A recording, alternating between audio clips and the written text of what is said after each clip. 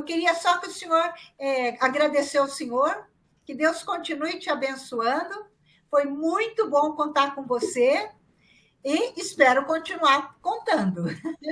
Amém. Vamos fechar o curso agora, se Deus quiser, com chave de ouro. Nós vamos ver logo mais um dia para a gente estar entregando certificado, um culto bom, quer domingo de manhã ou à noite, como forma de incentivar outros a fazerem, tá bom? Inclusive, Mara, eu estava até comentando, eu acho que o próximo, a gente já podia fazer essas últimas 4 aulas presenciais. Acabei de falar. E aí convidar todos eles para fazer de novo. Isso, tamo junto.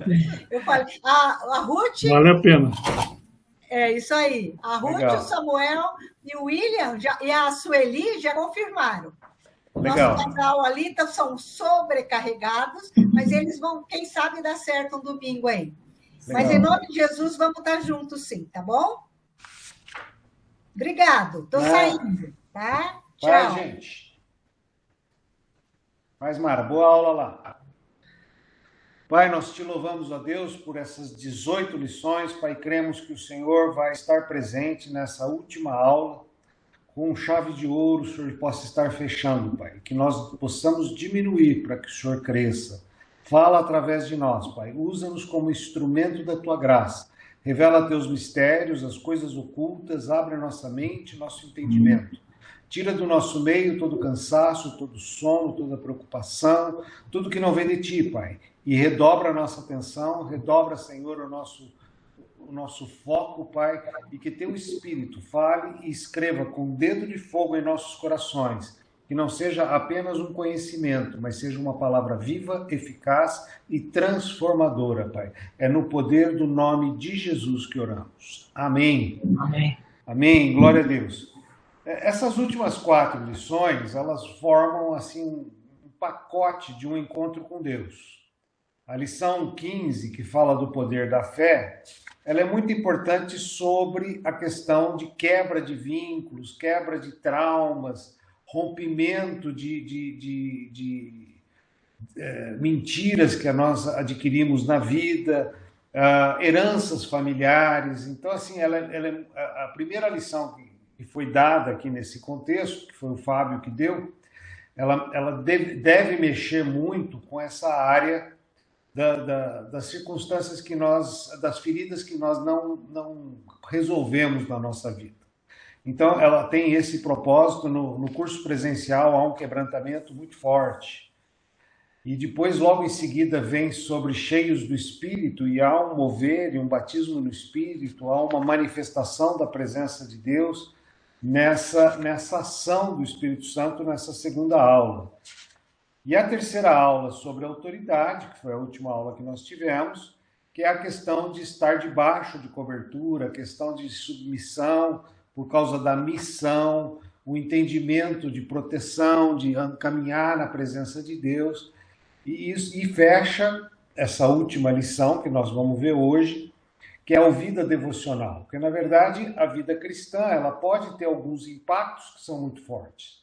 Quando eu tenho um encontro com Deus, quando eu tenho uma visitação sobrenatural, lógico que eu sou transformado, lógico que eu sou tocado, lógico que aquilo mexe com a minha vida. Mas o dia a dia, ele requer uma disciplina. Então tem muita gente que teve experiências incríveis com Deus e depois esfriou o coração. Pois o tempo foi passando e aquilo foi arrefecendo. Então, assim, o que é mais importante na vida devocional é a continuidade de um processo. Eu lembro que uma vez eu estava num curso de teologia e um rapaz ali, que a família sempre achou que ele tinha uma vocação para ser um grande líder, um grande pastor e tudo mais, de uma igreja pentecostal, se levanta e começa a contar uma história, uma experiência que ele teve, fazia 15 anos, onde ele viu o teto da igreja se abrir, o anjo descer, quer dizer, uma experiência forte, sobrenatural, incrível. E aí eu ouvi aquela história e fiquei pensando, eu falei, puxa vida, já faz mais de 15 anos que esse rapaz teve essa experiência, e de lá para cá? Ele vive de contar a visão que um dia ele teve. Lógico que o impactou, lógico que tocou a vida dele, o encontro com Deus muda a nossa vida, mas a gente tem que viver em novidade de vida. A gente tem que buscar esse mover sobrenatural de Deus no dia a dia e ter novas experiências. Eu mesmo, toda vez que eu prego na igreja, eu vou... O Kelson briga comigo porque eu normalmente levo um monte de papelzinhos. E eles caem do púlpito, é uma atrapalhada toda. Ele fala, pô, você precisa se organizar, você precisa montar todo o texto. Eu faço isso. Quando eu vou pregar, eu pego aquele monte de papelzinho, numero, tento reescrever, porque na verdade são insights que eu vou recebendo. São revelações que eu vou recebendo. São coisas que às vezes eu acordo no meio da noite e escrevo uma frase, porque é alguma coisa que o Espírito falou comigo. E aí, quando eu vou pregar, eu tento fazer a conexão daquele monte de informação para chegar a alguma coisa que tenha lógica, que tenha entendimento, que tenha revelação, que está dentro do propósito de Deus e tal. Então é uma loucura, mas assim, a gente está sempre buscando ouvir Deus, ter uma experiência pessoal com Deus, ver Deus falar.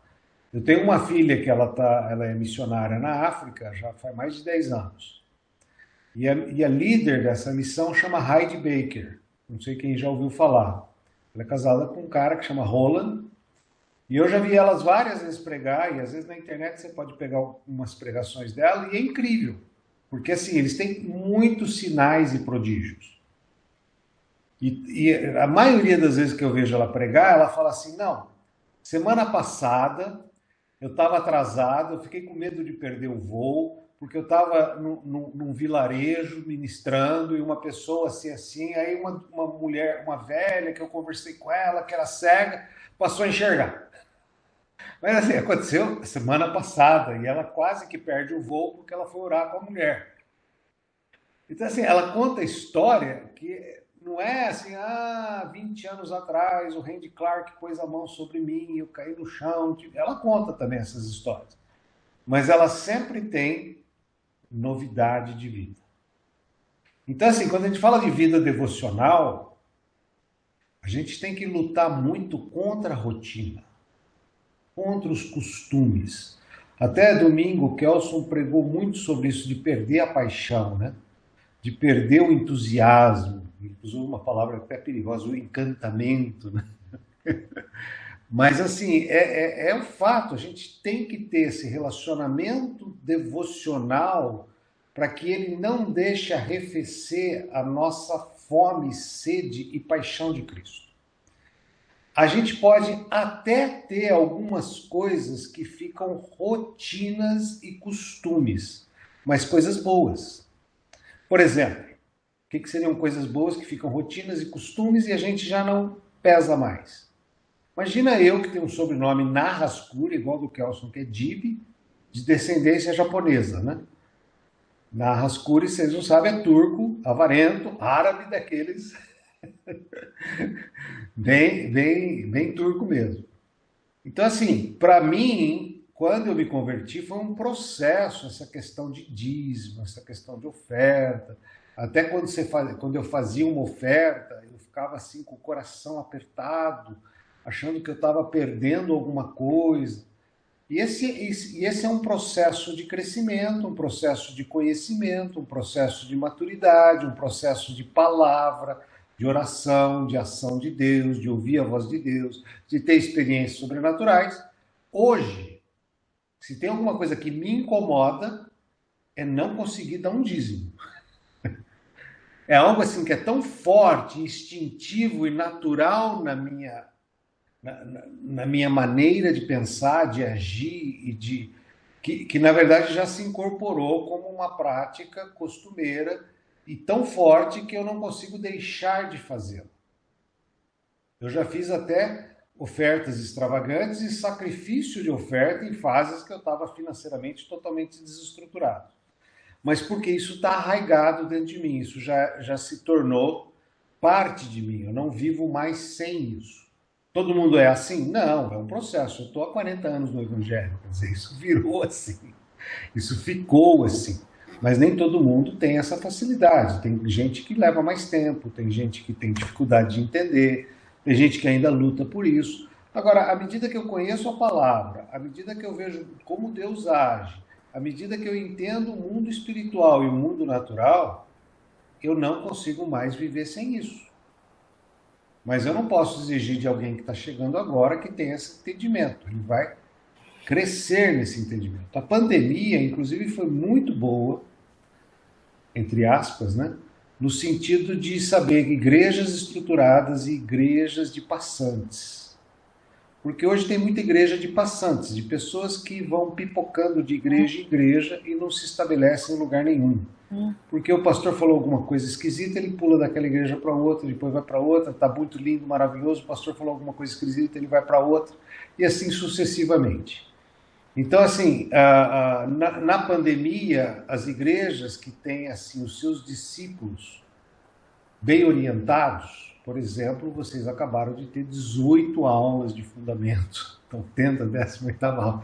Quer dizer, isso dá um fundamento, dá uma base, dá um entendimento, não apenas o espectador que trocou a missa pelo culto.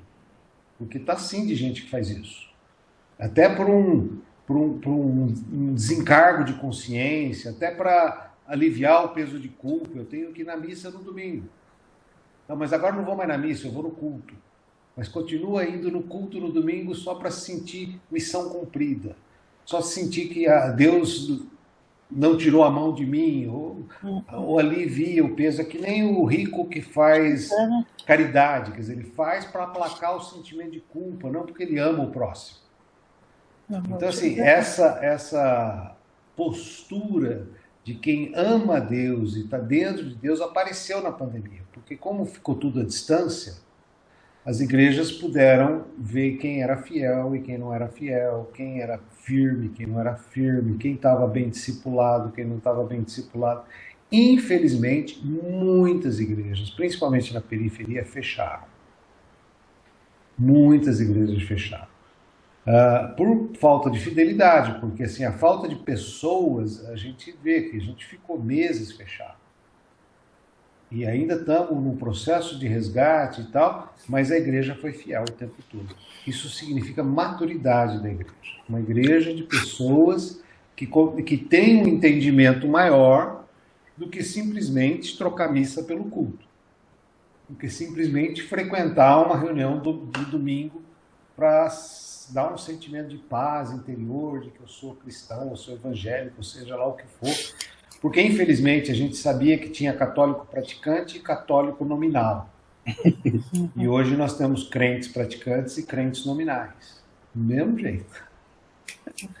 Do mesmo jeito. O cara vai preencher uma ficha, o que você é? Eu acho que eu sou cristão, sou crente, sou católico. Ele já nem sabe mais o que ele é, porque ele não frequenta lugar nenhum. Mas ele teve aí algumas experiências, então ele se auto-intitula.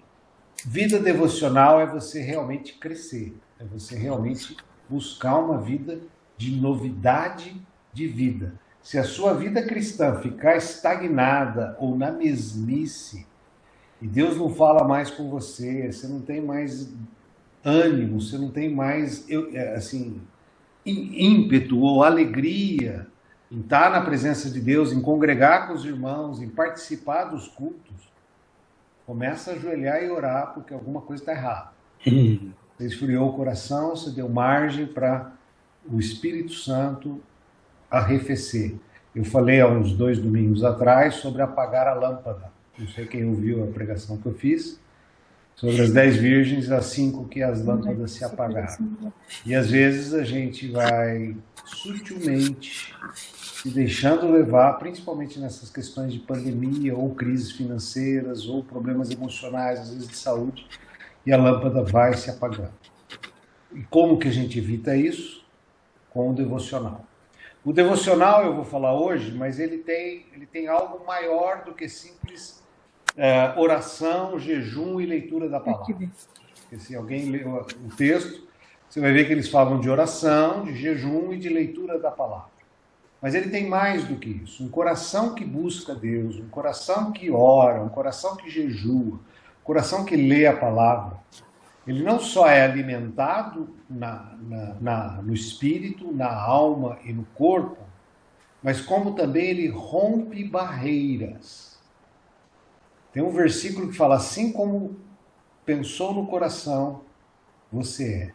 Então, à medida que você se alimenta dessas três coisas de Deus, o seu coração passa a ser alimentado disso tudo, isso vai à sua mente, e sem você perceber, as suas palavras vão materializar prosperidade, Amém. graça, favor, coisas que você nem imagina. É interessante isso, mas assim, às vezes a gente acha que é um fardo, eu tenho que orar, eu tenho que ler, e aí a pessoa faz aquela campanha de 365 dias para ler a Bíblia inteira, e aquilo vira uma tortura, uma verdadeira tortura, porque ela tem que ler 2, 3 capítulos por dia, aí ela fica 2, 3 dias sem ler, nossa, aí tem que ler 9 capítulos, aí a coisa começa a ficar um elefante branco, aí o cara começa a entrar em desespero, ele não consegue atingir a tabela, e aquilo vai ganhando proporção, daqui chega uma hora que ele já está um mês atrasado. E aí, em vez de ele ter prazer na leitura, aquilo vira um fardo, aquilo vira um sentimento de culpa, vira uma obrigação que ele não consegue cumprir. Eu não sei se alguém aqui já passou por isso. Então, assim, não é por aí. Aí tem alguma coisa errada. Assim, eu prefiro ler a Bíblia em 2, 3 anos e às vezes parar num único versículo do que ter que ler 3 capítulos por dia.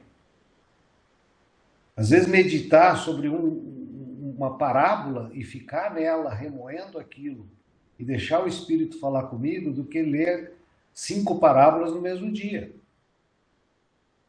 Porque essa é a minha maneira na verdade, eu não leio a palavra, eu diria assim, até que eu me enlaço nela, eu me enrosco na palavra. Eu acabo fundindo com o que ela está falando e eu estou ouvindo. Sabe, perguntas assim, mas como? O que quer dizer isso? Por que aconteceu isso?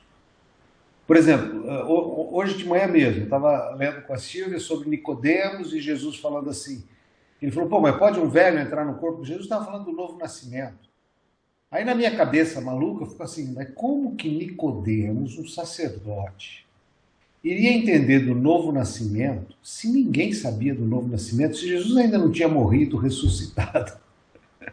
Como é que é? Lógico que era uma coisa confusa, lógico que era uma coisa louca para ele. Lógico que ele deve ter falado, esse cara é um louco de pedra, porque o que ele está falando?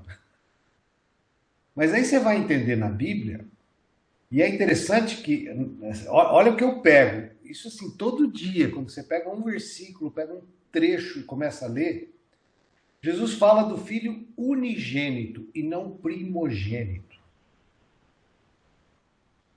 Estou só dando uma dica para vocês, o que aconteceu hoje de manhã. Todo dia Deus fala alguma coisa. Eu falei, por que aqui ele fala unigênito e não fala primogênito? Porque se é unigênito, é o filho único de Deus. E nós, então, não somos irmãos de Jesus. Não, mas aí você tem a fé em Cristo Jesus, o Messias, daqueles que viveram antes de Cristo. Eles acreditavam na vinda do Salvador. Então, todos aqueles que acreditavam na vinda do Salvador foram salvos. Depois que Jesus veio, ressuscitou e foi assunto aos céus, nós passamos a ter os cristãos que acreditam que Jesus é o Filho de Deus, que morreu, ressuscitou e está vivo. Então nós somos salvos e somos adotados como filhos de Deus e vamos reinar com Ele e temos Deus como Pai, porque cremos em Jesus como Filho de Deus. Mas entre os que criam no Messias e os que creem no Filho de Deus, que são 2 grupos de salvos. Os que criam no Messias não conheciam Deus Pai. Os que creem em Jesus recebem a adoção de filhos e acabam sendo salvos e filhos. Existe um povo que acreditou em Jesus na época de Jesus. Não foi nem antes e nem depois. E para este povo, eles tinham que olhar para Jesus e crer que ele era o Filho único de Deus. Porque até aquele momento ele era o Filho único de Deus. Então, para ali, naquele trecho de Nicodemos, que ele fala do unigênito e não primogênito, depois Paulo e Pedro vão falar do primogênito, ele estava se referindo para o período em que ele estava na terra. O Filho do Deus vivo estava habitando entre os homens. Isso não é doido, gente? Não sei se vocês conseguem entender comigo. Quando você está lendo uma manhã, como hoje, você pega a palavra e você não fica ouvindo a palavra, mas você fica fundindo com a palavra, entendendo a palavra, tentando ver insights sobrenaturais, deixando o Espírito falar ao teu coração. Aí aquela palavra, que poderia ser mais uma vez a história de Nicodemos, que acho que eu já li umas 50, não, ela te traz uma revelação. E aí, por que Jesus falou unigênito e não falou primogênito? E esse tipo de pergunta que às vezes eu faço, eu mesmo falo, pô, como é que o cara creu? Como é que funciona essa teologia? Que história é essa? E aí Deus vai trazendo um entendimento ou uma revelação e você começa a gostar daquilo. Apesar de ser 5 minutos matinais, ele traz uma informação que eu estou agora às 7 horas da noite, falando sobre isso. Porque mexeu comigo. Não é uma simples leitura bíblica matinal. É algo que às vezes uma palavra só, unigênito, mexeu comigo. E eu comecei a questionar e tive algumas respostas. Então, assim, vida devocional não é uma rotina, não é um hábito que a gente faz. Sabe, eu estou lendo todo dia a Bíblia, eu gasto das 8 às 8h30, eu sou dedicado, eu sou disciplinado. Glória a Deus por isso, nada contra. Mas o que Deus falou com você? Não lembro. O que você leu? Eu não sei, eu preciso olhar lá no meu caderno, porque eu vou ticando. Então, assim, é bom, é lógico, a gente está cumprindo talvez alguma coisa que a gente sabe que a palavra é viva, que mesmo a fé vem pelo ouvir e vem pelo ouvir a palavra de Deus. Então, assim, tudo isso vai alimentando o nosso espírito e vai melhorando a nossa vida. Mas é interessante, porque aqui no texto vocês vão ver que essa dedicação, e o que eu acho legal, assim, usando as 4 lições e terminando nessa, é que a gente estudou sobre a cura das feridas, depois o poder do Espírito Santo e a manifestação do poder, depois a cobertura e a proteção através de uma vida de reverência, de honra. E agora, como crescer, como ser um cristão inteiro. Inclusive, é outro assunto que talvez um dia eu venha falar, como que a gente pode ser inteiro, como que a gente pode crescer em todas as áreas. E uma das coisas que me chama mais atenção é que o homem completo, ele desenvolve aquilo que ele não tem, o ser humano completo. Tá? E existem algumas características de maioria, e não é para todos, de masculinidade e feminilidade. Tem coisas que são características de masculinidade. Isso não tem a ver nem com sexo e nem com gênero. Isso tem a ver com a estrutura humana. Por exemplo, os homens, na sua maioria, têm uma tendência a ser racional e menos emocional. As mulheres, por sua vez, têm uma tendência mais emocional e menos racional. Mas isso só me indica que eu tenho tendências e que eu sou bom numa área, mas que eu sou ruim noutra área. E para eu ser inteiro, eu preciso trazer aquilo que eu sou ruim para desenvolver e aquilo que eu sou bom para compartilhar. Aí, conforme eu desenvolvo o que eu sou ruim e compartilho o que eu sou bom, eu passo a ter mais equilíbrio. Eu passo a ser mais inteiro. Isso é tão louco e não tem nada a ver com sexualidade, porque isso faz com que o solteiro seja feliz e o casado viva melhor. Por quê? Porque a gente passa a entender. Jesus era inteiro, ele não precisou casar, nem Paulo. Então, assim, tem muita gente na igreja desesperada para casar. Mas a hora que você começa a ter as características equilibradas de todo ser humano, você começa a ser inteiro em você mesmo. Você começa a se entender por mais completo. E aí, o casamento ele é apenas um compartilhar de uma vida onde um está ajudando o outro a ser mais inteiro. mas você pode ser inteiro sozinho. E aí eu não preciso... Eu tinha um amigo que o apelido dele era João Queca, que é o João quer casar, quer casar, quer casar, quer casar. É desesperado para casar. E aí o cara vira piada, né? E parece que quanto mais você quer uma coisa, mais ela foge de você, né? Porque você fica com aquilo meio como uma idolatria. E a hora que você esquece disso, aí parece que chove na sua horta, né? Você deixa de procurar, aí aparece. Então, assim, é a natureza humana que tem essas loucuras. Mas o propósito que eu tenho pensado é assim, nós temos que ser inteiro. De que forma a gente pode desenvolver essa inteireza? Desse devocional. Na oração, no jejum e na leitura da palavra. Porque isso é o que fazia de Paulo uma pessoa inteira, o que fazia de Jesus uma pessoa inteira. E não precisava de complemento. O próprio Pedro, né, você vê a transformação na vida de Pedro, e provavelmente o Pedro era casado, porque fala da sogra dele.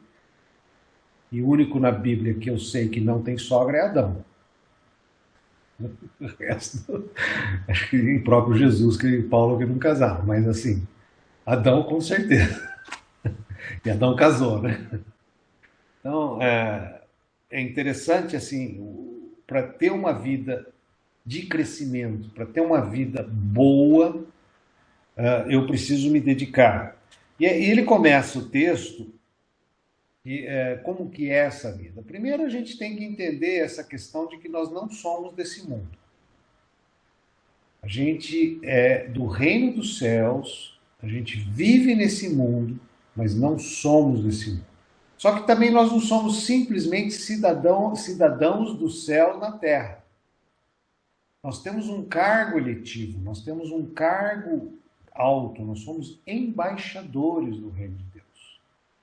Nós temos uma posição aqui na terra de destaque. Nós representamos o reino de Deus na terra.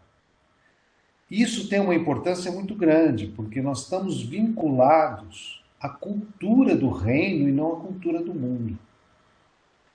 E é muito comum você ver igreja e você ver cristão se mesclando e se misturando e se adaptando à cultura do mundo. E à medida que ele vai se adaptando e fundindo-se com a cultura do mundo, ele vai deixando a cultura do reino. E esse é um grande perigo de pessoas que às vezes tiveram uma baita experiência sobrenatural, uma visitação do Espírito Santo, um toque poderoso de Deus e se perderem no meio do caminho. Porque ele vai se acomodando com valores que não são do reino dos céus. Mas é muito fácil a gente fazer isso. Até porque nós somos espírito, alma e corpo, e a nossa carne, e ela é muito vulnerável às paixões da vida. Fala dos três pecados, né? Concupiscência da carne, que é concupiscência é o desejo intenso.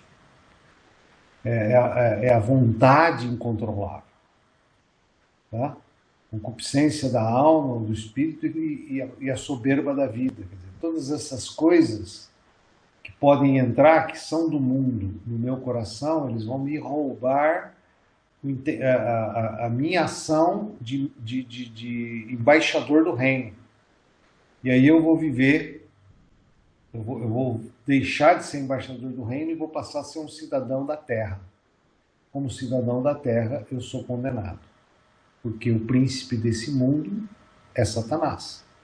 E aí eu passo a ser regido pelo príncipe desse mundo e não mais pelo reino dos céus. Então isso é muito perigoso, mas por outro lado também é muito lindo. Eu, quando tenho consciência disso, quando eu vivo isso, eu rompo barreiras, eu quebro tabus, eu venço situações intransponíveis, eu movo no natural e eu movo no sobrenatural. Eu consigo alcançar patamares inimagináveis, ainda que pareçam difíceis. Porque a Bíblia me promete isso. A Bíblia diz que quando eu sou fraco, então eu sou forte. Por quê? Eu não dependo mais da minha força. Quando a situação é impossível, eu sei que eu sirvo a um Deus do impossível. Ele pode fazer o sobrenatural. Quando a dificuldade é intransponível, eu creio que tem um Deus que me faz transportar aquele monte para aquele lado. Então, se eu não consigo chegar do lado de lá, o monte vai vir para o lado de cá. Então, assim, eu sei que eu posso coisas porque eu não sou deste mundo. Meu mundo é o reino celestial. E no reino celestial, coisas muito maiores do que a gente vê aqui podem acontecer durante o meu tempo aqui. Então, é nesse processo que a gente tem que entender essa questão. Então, fortalecer o meu espírito, fortalecer a minha alma e fortalecer a minha carne, meu corpo. Como que eu fortaleço essas três partes do meu ser? Como que eu trabalho isso? E aí, lógico, vem a oração, que eu acredito que trabalha muito o nosso espírito. O jejum é uma coisa ligada à carne, é um sacrifício de abrir mão de alguma coisa que você tem vontade de fazer. E a leitura da palavra, ela é algo que mexe com a minha alma, minha sabedoria, meus desejos, todas as minhas coisas, porque a palavra, ela me traz as promessas de Deus, e as promessas de Deus alimentadas na minha mente, elas se tornam em verdades, aquilo que pensou o coração, você é, e essa verdade materializa o invisível. Do entendimento da palavra para a revelação do Espírito Santo, é como se eu entendesse, lendo a palavra, ela entra na minha mente, da minha mente ela vai para o meu coração, do meu coração volta para a minha boca, e aí o que eu falo se materializa. Doido, né? Doido, mas esse é um projeto de Deus para nós. Quem não quer estar alinhado nesse processo? Quem não quer liberar bênçãos que estão prometidas e a gente não consegue alcançar? Tá? Então, assim, fortalecendo espírito e alma e corpo, vocês vão ver aí. E Daniel, né, um exemplo disso, ele e os amigos não se deixaram contaminar, que é uma figura, né, não se deixaram contaminar com os prazeres da Babilônia, com os manjares da Babilônia. Ele se guardou na figura do alimento, com dessa questão, como nós, que somos do reino dos céus, se contaminando com o mundo. Daniel tem mais uma experiência muito, muito forte, eu acho, e eu uso ela, inclusive no livro que eu escrevi, como um antídoto à corrupção, que Daniel ele foi eunuco. A Bíblia diz lá em Isaías que o povo iria ser levado cativo na Babilônia e alguns iriam se tornar eunucos. E é interessante que a história de Daniel e os amigos, ele, apesar de toda a exaltação e cargos que ele teve, não fala de casamento. Ao contrário, fala de que o primeiro chefe deles era o chefe dos eunucos. Então, provavelmente, eles viraram eunucos. Então, assim, em vez de a gente olhar a figura de Daniel, um homem tolhido num casamento, volto à ideia que eu citei antes de um homem inteiro, onde essa questão é secundária. Mas ele tem a inteireza de Deus na vida dele, e por causa dessa inteireza de Deus, ele representou o reino de Deus e ele não se misturou. Ou seja, no caso, ele representou Israel e não se misturou com a Babilônia. Porque a Babilônia também é uma figura de mundo, também é uma figura de pecado.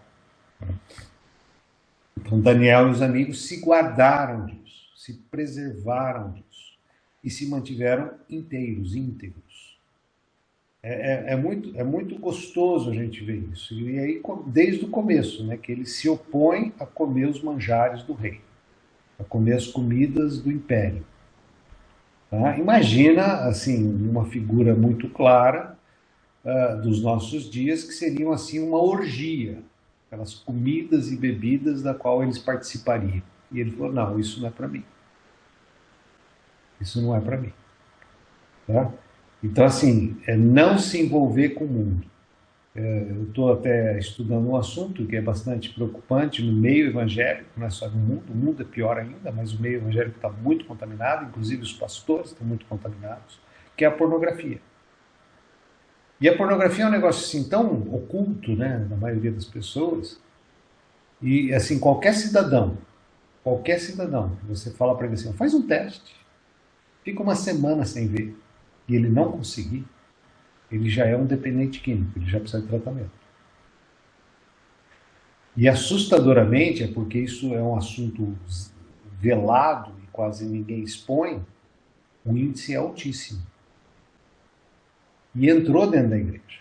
Por isso que eu estou citando esse caso para dizer assim, até que ponto eu me preservo como Daniel e até que ponto eu convivo com essa dualidade, porque é um segredo. Só você, Deus e o diabo sabem.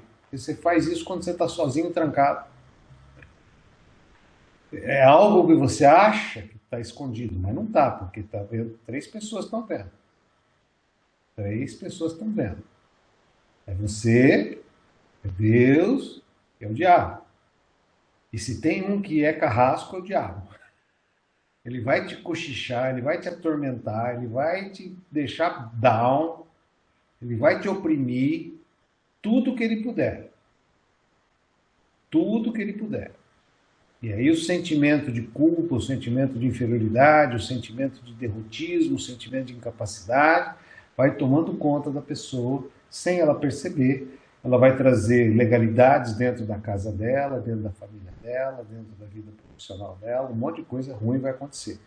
Por que eu estou falando isso? Porque nós estamos falando de devocional, de uma vida crescente no espírito, de uma vida que tem revelação, de uma vida que vai de glória em glória, de uma bênção.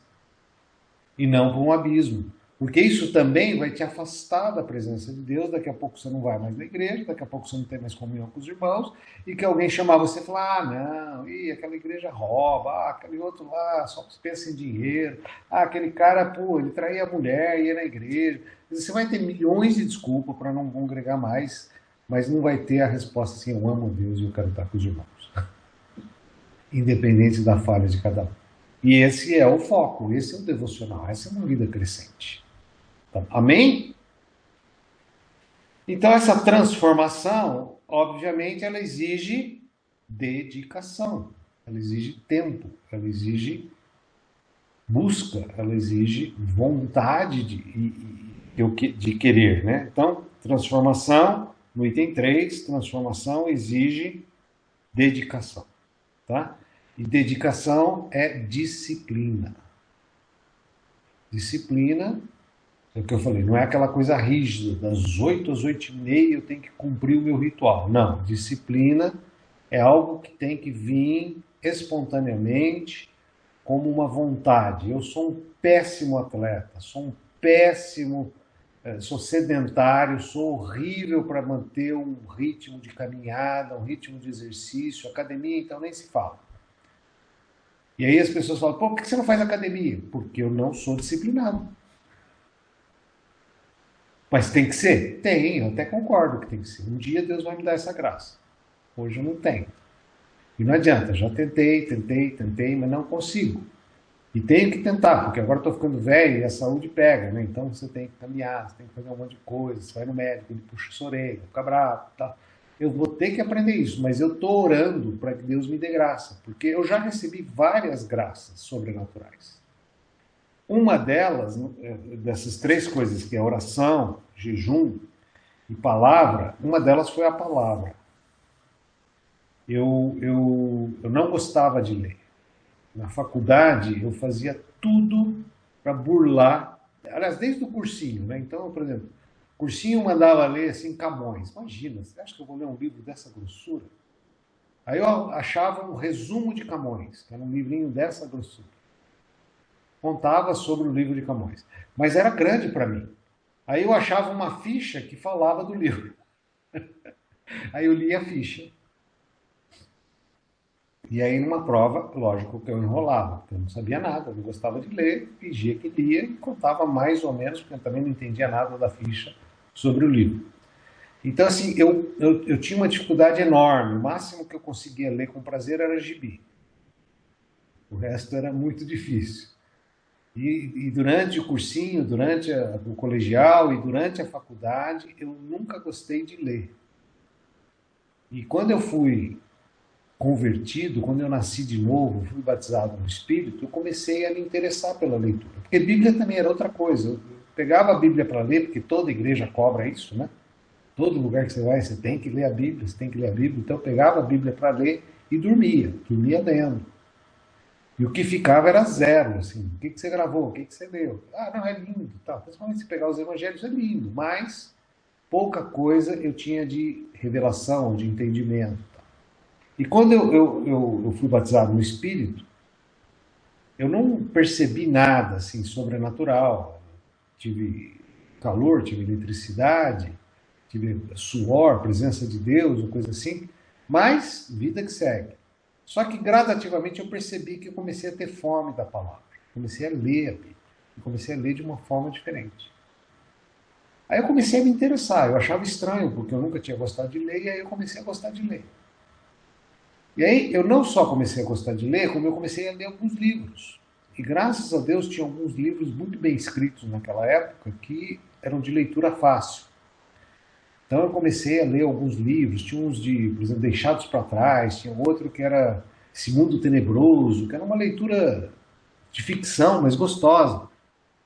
E aí eu comecei a ler, e eu comecei a me surpreender, porque eu estava lendo livros grossos, coisa que eu nunca tinha feito antes. E aí comecei realmente a me apaixonar por leitura, principalmente a leitura gospel.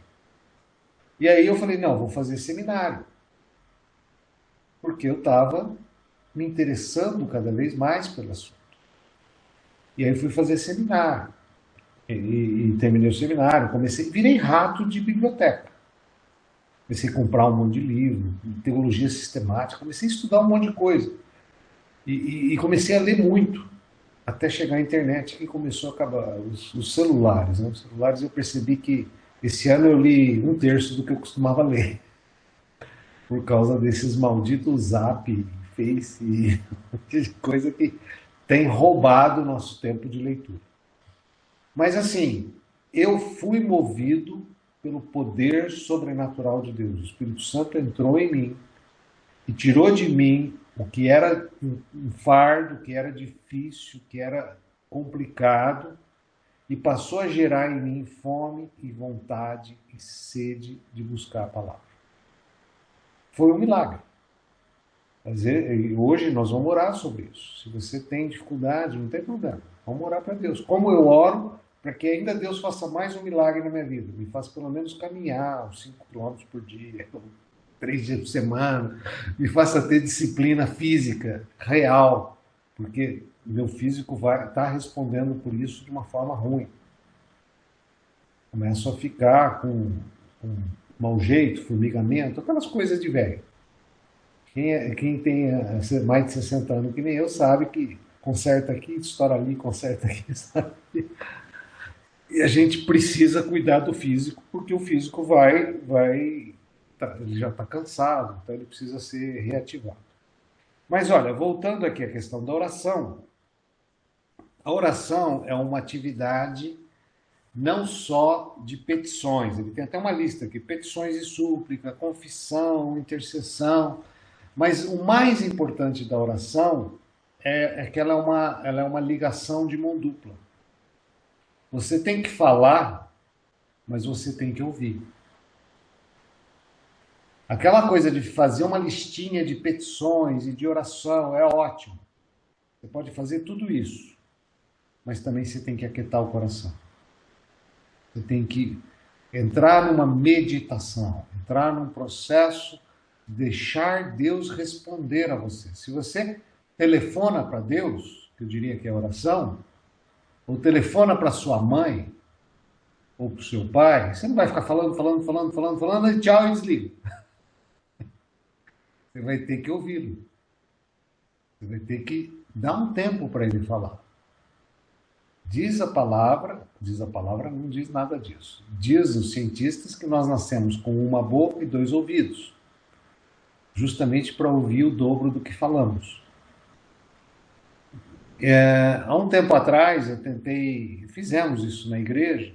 Aliás, o grupo de oração da igreja faz muito isso. O pessoal que faz oração de quinta, de sexta, que fica lá alguém no louvor e tal, a gente chama de soaking. Soaking é um tempo de ouvir Deus. Então você Você senta ali na igreja, o pessoal que faz oração, agora de quarta-feira estão fazendo isso. Você senta ali, o pessoal está em adoração, em vez de você cantar junto com eles, você aquieta o coração e deixa Deus te falando, deixa eles cantando. E aí você vai deixando o Espírito Santo ser alimentado pelo Espírito de Deus, seu espírito ser alimentado pelo Espírito Santo de Deus, e de repente Deus vai falando com você. Lembra daqueles papeizinhos que eu uso para pregar? Se a minha mulher fica brava comigo, porque no meio do culto eu abro o meu caderninho e fico escrevendo. Porque no meio do culto, o pastor pregando, vem um insight. Aí eu pego aquele insight, começo a escrever, aí eu pego meu celular, eu tenho que pesquisar onde que na Bíblia fala isso. No meio do culto, em vez de estar prestando atenção na pregação, eu estou ouvindo o Espírito Santo estar falando comigo. E é legal, porque isso vai ser mais um papelzinho que eu vou um dia falar. Então, assim, não tem jeito. Eu estou ali, mas o Espírito Santo está ativado. E é comum, assim, o pastor leu lá 2 versículos. E como eu sou, preciso consertar isso, mas eu sou, assim, um tipo de um cara de Bereia. Os discípulos de Bereia, aqueles, assim, que tudo checa na palavra, né?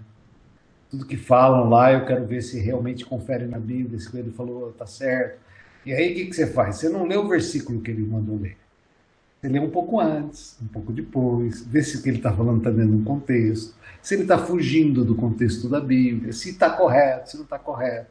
Isso assim, é uma mania, alguma coisa que está dentro de mim, e começou por causa dessa paixão lá atrás, e de lá atrás eu comecei a ser um rato de Bíblia, e de virando um rato de Bíblia eu virei um crente de Bereia. E diz na Bíblia que os de Bereia confirmavam tudo na palavra. E é óbvio que às vezes eu viro chato. Porque às vezes o irmão falou alguma coisa que não está correto. O Júnior agora já vai ficar mais apavorado quando pregar. Ele vai olhar e falar, o Elton não está aqui. Mas a nossa igreja tem uma bênção. E é assim, eu já chamei a atenção do Kelson. Já chamei a atenção de alguns pastores. E a bênção que a nossa igreja tem é que eles ouvem. O Kelson chegou ao ponto de no domingo seguinte falar, gente, semana passada eu falei isso, mas não é bem isso. Publicamente ele se retratou. E isso mostra um coração moldável, que é o que nós temos que ter. Nenhum de nós é perfeito. Todos nós temos que nos deixar ser tratados. É óbvio que hoje eu estou um pouco mais maduro. Então, às vezes eu vejo algumas coisas e falo, deixa pra lá, isso não é relevante, isso é secundário, não adianta ir lá e ficar pegando pelo em ovo.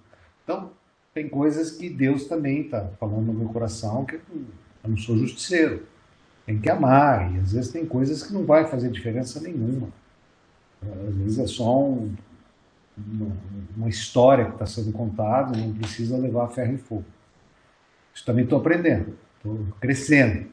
Então, assim, o que é importante? Na oração, a gente falar a Deus, mas ouvir Deus.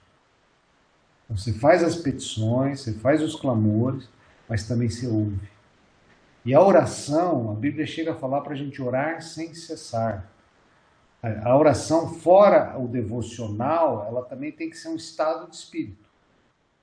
A pessoa tem que falar, ou pelo menos em espírito, estar em comunhão com Deus o tempo todo.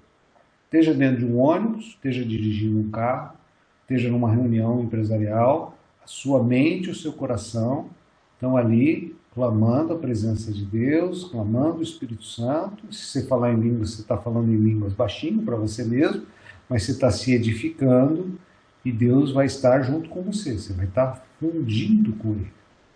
Eu nele e ele em mim, a presença da glória. Porque você está ali no espírito de oração, seja lá o que você estiver fazendo. Limpando o banheiro, lavando louça, consertando um campo. Você está trazendo a presença de Deus para todo o tempo, todo momento. Esse espírito, esse estar na presença dele o tempo todo, É diferente do devocional, das petições e do soaking, do ouvir a voz dele. Deu para entender? Jejum. Jejum é uma luta para alguns é muito difícil. Normalmente tem um propósito e a gente deixa de comer alguma coisa. Eu já fiz muito jejum radical. Eu já fiz acho que umas 3 ou 4 vezes jejum de 3 dias 100% só com água. O primeiro jejum que eu fiz, e eu, assim, vocês veem que loucura, né? Quando começou a ter fome da palavra, eu também comecei a ter fome desse devocional, e aí eu resolvi ficar 3 dias sem comer. Gente, passei muita fome, sofri demais da conta, foi terrível, terrível, terrível, terrível. Aí no terceiro dia, eu fui na igreja, que terminava no domingo à noite, no culto. Falei, não, agora o céu vai se abrir, Deus vai falar comigo, os meus negócios vão prosperar, vai acontecer um milagre, porque, pô, o sacrifício que eu fiz foi enorme. E ninguém sabia, só eu sabia que eu estava fazendo jejum. Aí eu fui na igreja, o pastor veio orar comigo, aí ele falou assim que eu estava entregando no altar feno, palha e madeira. E a Bíblia fala de feno, palha e madeira, pedra, ouro e prata. Ou seja, feno, palha e madeira, o fogo consome. Pedra, ouro e prata, o fogo purifica. Ou seja, o que eu estava entregando no altar era um sacrifício da carne, que não produziria fruto nenhum. Olha que banho de água fria, gente. Aí eu fiquei assim, eu fiquei tão indignado, eu falei, mas pastor, explica essa palavra, eu não estou entendendo. Eu acabei de fazer um jejum de 3 dias. Aí quando ele ficou sabendo que eu estava fazendo um jejum de 3 dias, ele ficou, putz, o que eu falei? Tipo assim, eu não posso falar que o que ele fez é um sacrifício em vão. E aí ele ficou tentando consertar o estrago, mas a palavra foi falada. E eu fiquei assim arrasado, porque tem coisas que são da nossa carne, da nossa vaidade, da nossa ambição, da nossa ganância. Me preocupa muito essas igrejas da teologia da prosperidade, que as pessoas dão ofertas extravagantes que vai faltar para o dia a dia delas, porque acreditam no milagre e às vezes não estão movidas por amor, estão movidas por ganância, por vontade de ficar rica e tal. Quando é por amor, Deus conhece o coração e até abençoa. Mas quando é por esses propósitos errados, não acontece nada. E isso foi terrível, mas graças a Deus, Deus é Deus, e eu não esfriei o coração. Eu fiz um outro jejum. O segundo jejum que eu fiz, eu já fui com mais 2 ou 3 pastores, amigos, e a gente foi para uma casa de campo, e ficamos 3 dias nessa casa sem comer nada. Mas aí a gente já tinha comunhão, a gente orava mais, a gente lia mais. Passei fome, mas muito menos do que da primeira vez. E aí já foi uma oferta um pouco mais agradável a Deus. E o terceiro jejum que eu lembro foi no Vale da Bênção. No Vale da Bênção, assim, tem uma sala de oração, tinha cultos, tinha a presença de Deus. E nesse terceiro eu não passei fome. A presença de Deus foi tão intensa nesse terceiro jejum que eu não sofri. Aí eu falei, puxa vida, o que eu preciso fazer para entender isso? Como é que a gente mata a carne e vive no Espírito? Então aí você começa a ter uma experiência mais profunda.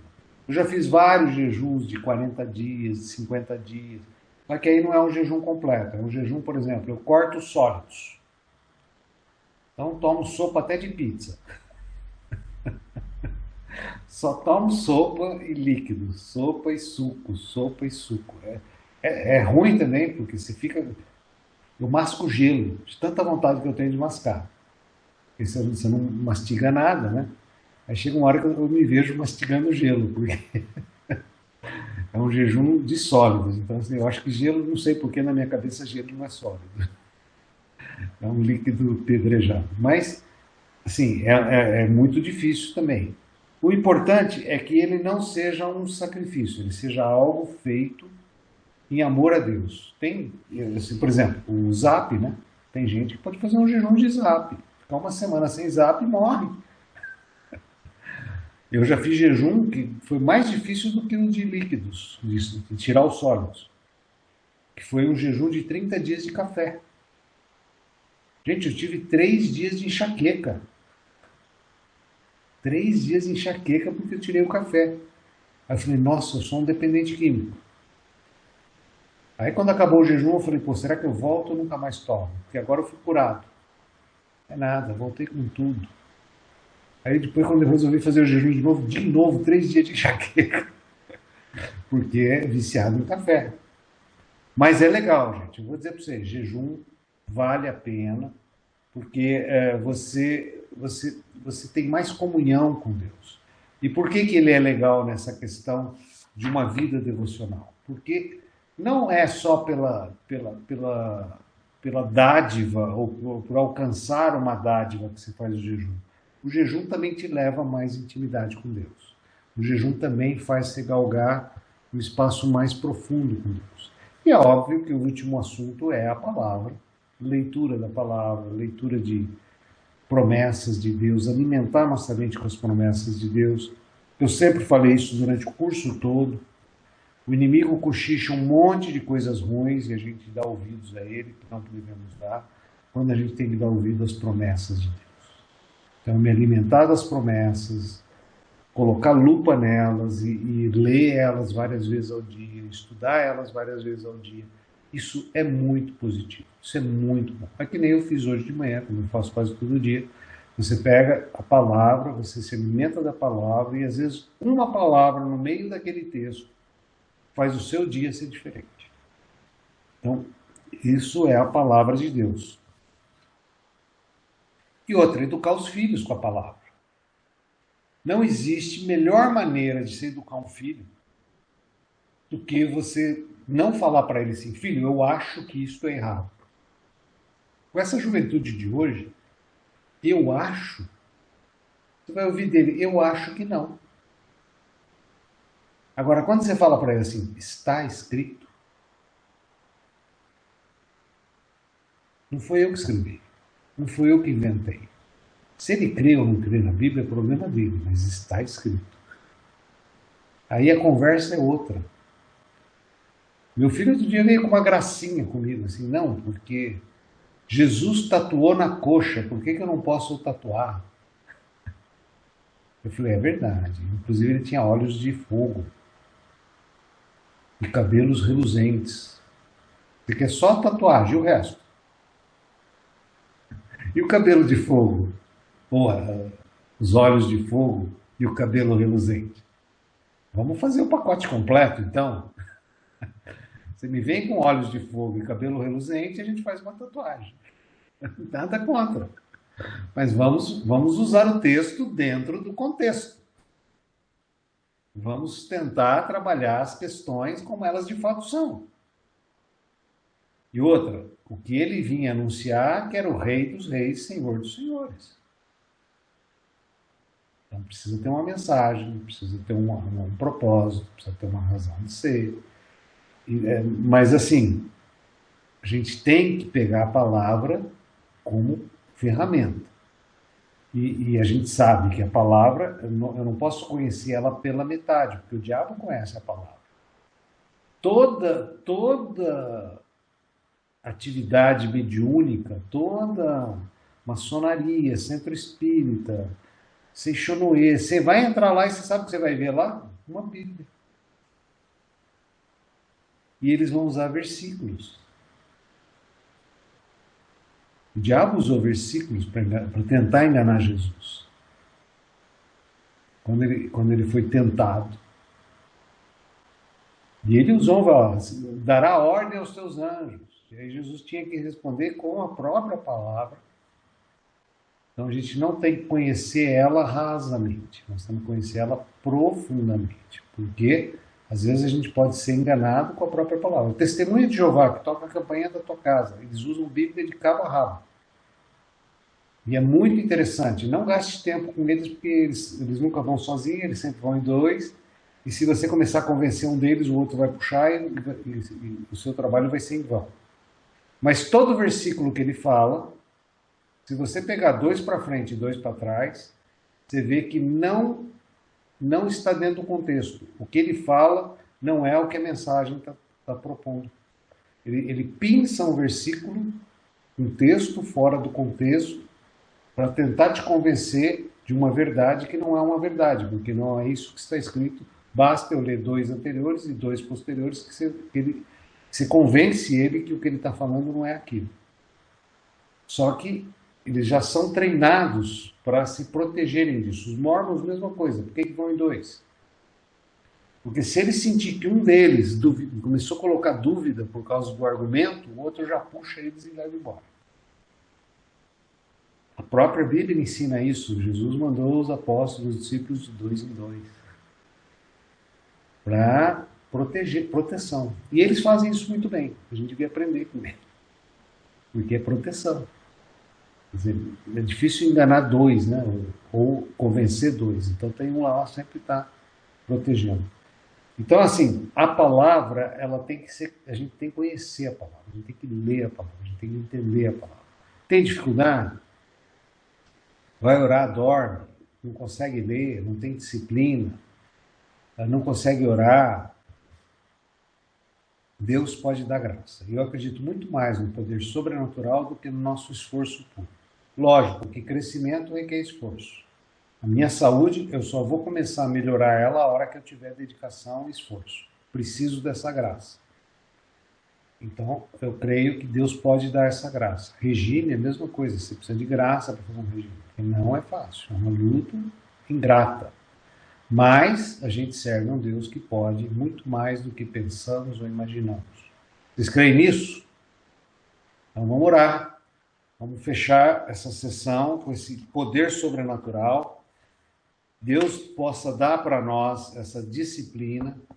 O mundo está vivendo hoje uma situação muito peculiar de ser disciplinado num conceito que muitos não imaginavam. Tem uns se dando muito bem, tem outros se dando muito mal, justamente porque envolve a disciplina, que é o chamado home office. O home office, ele pode ser um inferno como ele pode ser uma benção. Depende da disciplina das pessoas. Lógico que existem outros fatores, a questão de temperamento, uma porção de coisas envolvidas nisso, mas a gente está vivendo essa situação e a gente tem que se adaptar a essa situação. E a gente só consegue superar as nossas dificuldades e as nossas barreiras através da graça de Deus. Porque se eu não consigo, eu sirvo a um Deus que consegue. Quando eu sou fraco, então Deus me faz forte. E é muito bom isso. Quando eu sou fraco, é a hora que eu falo, Deus, preciso de ajuda. E é a hora que Deus cresce e eu diminuo. Agora, quando eu me acho capaz, que é um dos maiores problemas dos homens ricos, eu acho que eu faço, aconteço, realizo, não preciso de ninguém, nem casamento seguro, é a hora que eu começo o meu declínio, começo a cair, começo a deixar de precisar de Deus. Então, eu amo as situações de fraqueza, eu amo as situações de debilidade. Porque onde eu sou fraco, Deus se torna forte e Ele me capacita. E a hora que eu viro forte, que eu venço o gigante, ou mato um leão por dia, eu não acho que eu sou forte. Eu acho que Deus me deu uma graça. Deus me fez acertar a funda. Deus me fez derrubar mais um gigante. Porque cada dia eu tenho um gigante para matar. Eu não tenho capacidade de matar, a não ser pela graça sobrenatural da presença de Deus na minha vida. Se eu perder isso, eu perco tudo. Eu perco o sentido da vida, eu perco a razão de viver, eu perco o propósito de existir. E aí, eu vou ser nada mais, nada menos do que uma folha jogada ao vento. Enquanto ela voa com o vento, talvez seja gostoso. Mas uma hora ela cai no chão e é pisada. E é esmagada, e é moída. E é ignorada e rejeitada. Eu não quero viver isso. Eu prefiro viver enxertado na figueira verdadeira, bebendo da seiva da raiz de Jesus Cristo. e dar frutos, que não são meus, porque vêm da raiz. Nem a figueira sou eu sou enxertado na figueira. Até a seiva que gera o fruto não sou eu, é o próprio Jesus em mim. Amém? Vocês creem nisso? Querem essa bênção? Então vamos fechar com essa bênção, vamos orar para que Deus venha de forma sobrenatural e nos unja com uma graça que excede todo entendimento. Pai, um dia, diante da Tua presença, o Senhor me trouxe um despertamento, me trouxe um toque sobrenatural, e que eu nem percebi na hora, fui perceber quase que 6 meses depois. Eu comecei a ter fome da leitura da palavra. Eu comecei a ter vontade de conhecer um pouco mais dos teus mistérios. E aquilo foi mudando toda uma vida, Pai.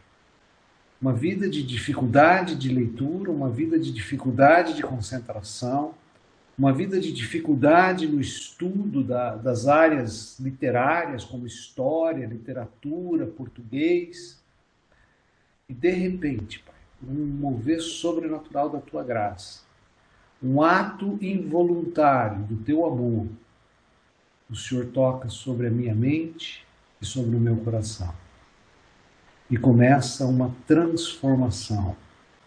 Começa uma vida mudada por um devocional, por uma disciplina da qual eu não tinha, mas a Tua graça me alcançou.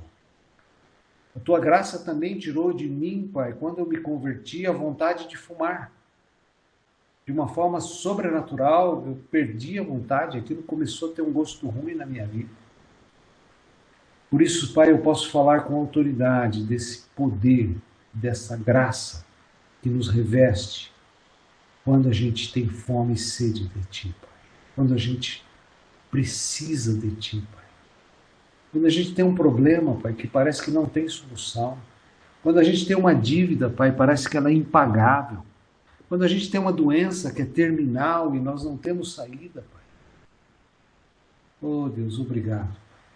Porque nessas horas que a gente pede o Teu socorro, nessas horas que a gente clama a Tua graça, o Senhor é um Deus que nos toma no colo, que nos abraça, que nos consola. Deus, uma criança no balanço, com as amiguinhas ali, e ela cai do balanço, bate a cabeça, e aí os amigos começam a rir, e ela se levanta, e aquela dor lancinante, e ela com aquela vergonha enorme diante dos amigos, segura o choro. E aí ela vê o pai, e o pai, ela fica com medo, que pode ser que ele fique bravo. Mas ela vê a mãe. Quando a mãe pega no colo, ela desaba a chorar. E é assim que o Senhor faz conosco, Senhor. É assim que o Senhor nos recebe, Pai, quando tropeçamos. É assim que o Senhor age, Pai, quando não conseguimos, quando não desempenhamos, quando não somos capazes diante da sociedade. E ali aquele choro sai, e aquela dor solta.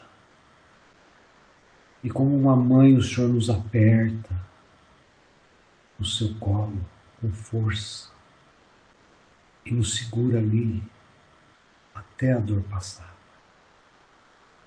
até o choro se aplacar, Pai. Até a nossa respiração voltar ao normal. É esse lugar, Pai, onde a gente sente a Tua presença, Senhor. É esse lugar, Senhor, onde o Senhor nos abraça forte, onde a gente pode expor toda a nossa dor, Pai. Nossa vergonha, nossos medos, nosso fracasso. O Teu colo, Pai, que nos segura e faz sair de dentro de nós toda essa aflição. E o Senhor ali nos abraça, nos aperta, nos consola, nos ampara, nos protege, nos Nos prepara, Senhor. Não apenas, Senhor, para superar toda situação, para enfrentar os amigos que riram de nós, Pai. Mas o Senhor novamente nos põe sentado no balanço e fica ali junto com a gente, para que a gente possa superar aquela fraqueza, superar aquela dificuldade. E o Senhor nos ensina a puxar a perna para frente, a puxar a perna para trás, a dar impulso e a balançar. Obrigado, Senhor, porque quando a gente não sabe, o Senhor é o nosso Deus, o Senhor é o nosso Pai, o Senhor é aquele que nos protege, nos guarda, nos ampara, nos cura, nos sara e nos ensina. Do mesmo jeito que eu não gostava de ler, Pai, a Tua graça me alcançou e despertou em mim o ler, Pai. Que o Senhor possa fazer isso com cada um de nós hoje, nessa noite, Pai. Que aquilo que não conseguimos, que a ação do Teu ministério em nós, que nós ainda não manifestamos, o Senhor possa nos treinar, nos capacitar, nos desenvolver, para que possamos manifestar o Teu dom, a Tua graça e o Teu poder. No nome de Jesus. Obrigado pela vida de cada um, Pai. Obrigado, Senhor, porque quando eles falam que a aula foi boa, Pai, eu sei de onde vim, Senhor.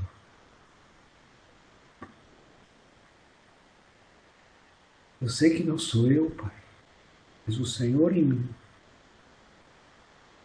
Por isso, Senhor, obrigado, Senhor. Se o Senhor pode fazer comigo, o Senhor pode fazer com cada um deles. Como a Mara começou hoje, antes da aula, Pai, precisamos de professores, precisamos de mestres, precisamos de membros nessa igreja que se disponham a ministrar esse curso. E nós não estamos aqui falando com pessoas neófitas, Pai. Nós estamos aqui falando com filhos seus que conhecem a Tua palavra. Usa cada um deles, Senhor, no ministério dentro da Sua igreja. Encaixa cada um deles, Senhor, naquele propósito que o Senhor os chamou, não só profissionalmente, como ministerialmente, Pai. Que não haja, Senhor, uma separação de vida secular com vida eclesiástica, Pai, mas que todos eles sejam filhos de Deus onde quer que estejam, excelentes profissionais e excelentes ministros, Pai. O Senhor nos chamou para sermos reis e sacerdotes, Pai, para atuarmos no mundo dos negócios e no mundo espiritual.